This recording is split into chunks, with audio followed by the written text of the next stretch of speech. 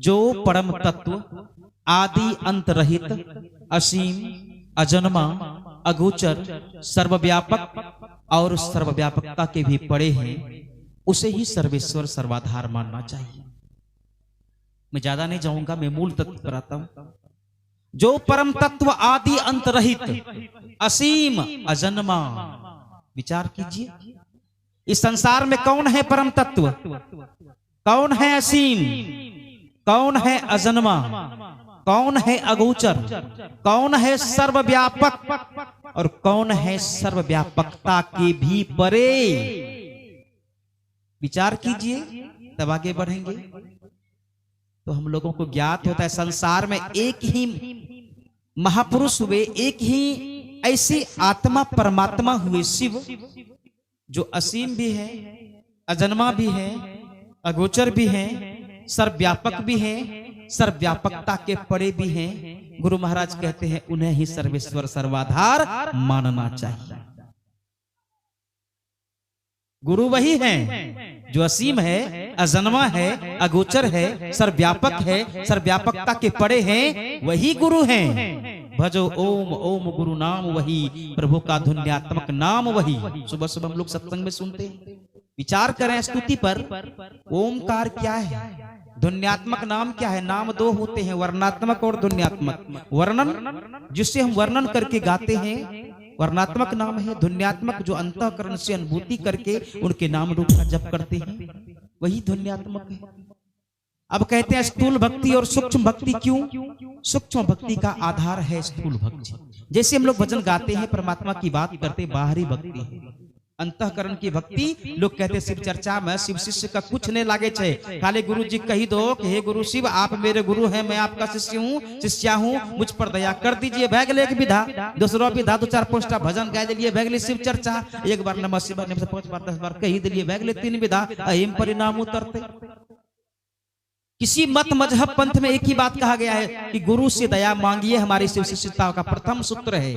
और हमारे गुरु महाराज संत सदगुरु महर्षि नहीं परमहंस महाराज कहते हैं, मोहे दे दो भक्ति दान सदगुरु हो दाता जी।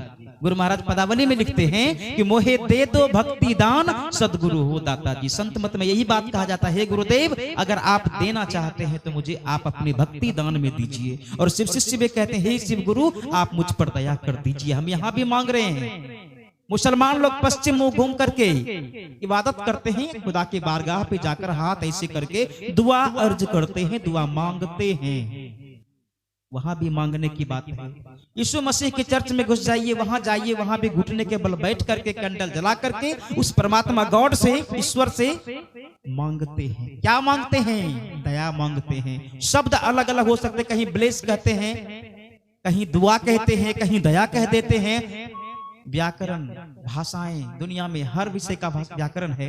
अलग अलग भाषा में अलग अलग बातें कही जाती होंगी, अरबी में, फारसी में, उर्दू में, अंग्रेजी में, हिंदी में, संस्कृत में, पंजाबी भाषा में, तमाम जगह अरदास कहते हैं। पंजाबी भाषा में गुरु ग्रंथ साहिब में लिखा अरदास करते हैं हम लोग उस गुरु से।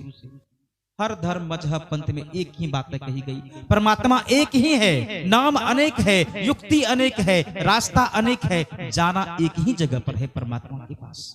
यह कब संभव होगा? जब आप मन से तैयार होंगे, अपने जीवन में गुरु को धारण करेंगे। सबसे महंगा सूत्र है शिव शिष्यता का। यह साधारण बात समझते हैं, कहते हैं हमरा में ध्यान नहीं है। जिनके गुरु रात दिन ध्यान करते हैं उनके शिष्य को ध्यान नहीं है। हमारे गुरुदेव हमेशा ध्यानस्थ रहते हैं, हमेशा योग निद्रा में रहते हैं, उनके शिष्य को ध्यान नहीं। ये दया मांगना ध्यान नहीं तो क्या है? नंबर डायल कीजिएगा मोबाइल पे, एक नंबर लास्ट वाला 6 के बदला 7 हो जाएगा तो कहाँ लग जाएगा फोन, बताइए। अगर ध्यान नहीं दीजिएगा तो नंबर गलत होने पर नंबर तो गलत लग जाएगा ना। तो यह दया मांगना अपने गुरु से। हम देखते हैं अपने श्रेष्ठ गुरु भाई को, सरपंच साहब को, जब स्नान करते हैं तो दरवाजे पर बैठ करके अपना गमछी चादर जो भी रहते हैं आंख बंद करके बहुत देर तक जप करते हैं। इनसे सीखना चाहिए हम लोगों को। जो हमारे श्रेष्ठ गुरु भाई, जो हमारे गांव में पहले शिव शिष्य बने हैं, वो क्या करते हैं? सबसे पहले यही बन के आए थे, तो क्या करते हैं? हमको यह अनुकरण करना चाहिए। जब तक हम अपने शरीर को एकांतवास करके शांत चित्त हृदय से आत्मा को परमात्मा से मिलाने के लिए कुछ देर उनको नमः शिवाय से जप करते हुए जीवात्मा से परमात्मा का संवाद नहीं होगा, तब तक कैसे भक्ति पूरी हो जाएगी? कैसे दया प्राप्त हो जाएगा? मेरे कहने मात्र से दया प्राप्त होता है क्या? या मुंह कह देगा तो हो जाएगा। आपका आत्मा उस परमात्मा को कहे, इसके लिए आपको एक क्षण रुकना चाहिए, थोड़ा सा एकदम समय निकाल करके, थोड़ा सा वक्त निकाल करके परमात्मा से बात करनी चाहिए। पूरा जीवन अपने परिजन, दोस्त, मित्र, सखी, सहेली से बात करने में गुजार देते हैं, अपने परमात्मा के लिए क्या आपको एक क्षण भी नहीं मिलता कि हम बैठ करके इस आत्मा को परमात्मा से मिलाने की बात करें? अगर आप ऐसा करते हैं तो पहली विधा आपकी सत्य रूप में सफल होती है। यही है ध्यान।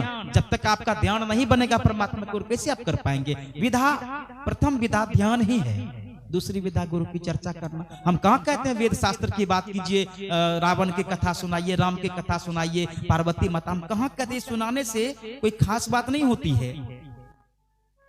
कहने का मतलब यह है, मेरा कहने का मतलब है कि अनुभूति सुना दीजिए। आपने शिव को गुरु बनाया, आपने 3 विधा का अनुपालन किया, आपने जीवन में क्या अनुभूति लिया, क्या महसूस किया, क्या परिवर्तन महसूस करते हैं, आप अपने भाई बहन को कहिए। इसी को कहते हैं शिव की चर्चा। नहीं आए तो अनुभूति सुना दीजिए।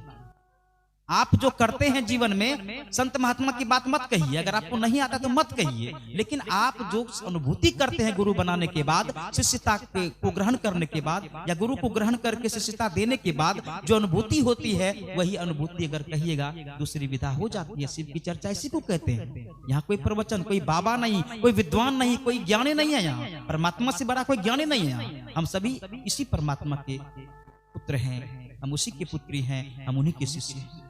हम उपदेश करें या मुझ में क्षमता नहीं, सिर्फ अनुभूति बता दीजिए। और नमस्कार, प्रणाम तो रोज करते हैं। प्रणाम मुखिया जी, प्रणाम सरपंच साहब, प्रणाम डॉक्टर साहब, प्रणाम मास्टर साहब, प्रणाम सर जी, प्रणाम बड़का बाबू। जब रोज प्रणाम करना है तो एक प्रणाम और करना है। कैसे? देखिए, एक साधारण शब्द है, मेरा नाम अरविंद। अरविंद, हाँ इधर आइए। छोटा सा शब्द कि अरविंद इधर आइए, ये इतना छोटा सा शब्द में ये शरीर जो है 5 फीट का दौड़ कहता है। हाँ बोलिए, क्या बात है? एक साधारण शब्द में इतना गुण है। और हम परमात्मा को नमः शिवाय से नमन करेंगे तो कितनी शक्ति होगी। सोचिए, ये नमः शिवाय कोई शब्द नहीं है, कोई अल्फाबेट या कोई कहिए स्वर वर्ण व्यंजन वर्ण नहीं, ये महामंत्र है। शिव शिष्यता का सबसे बड़ा मंत्र है। शिव को आराधना करने का सबसे बड़ा मंत्र। शिव पुराण के आप जो पढ़ते हैं शिव पुराण, या प्रथम चैप्टर में ही चर्चा हो गई है। पंचाक्षरी मंत्र की प्रथम चैप्टर में चर्चा है। पंचाक्षरी मंत्र की महिमा शिव पुराण के प्रथम पेज पर लिख दिया गया है।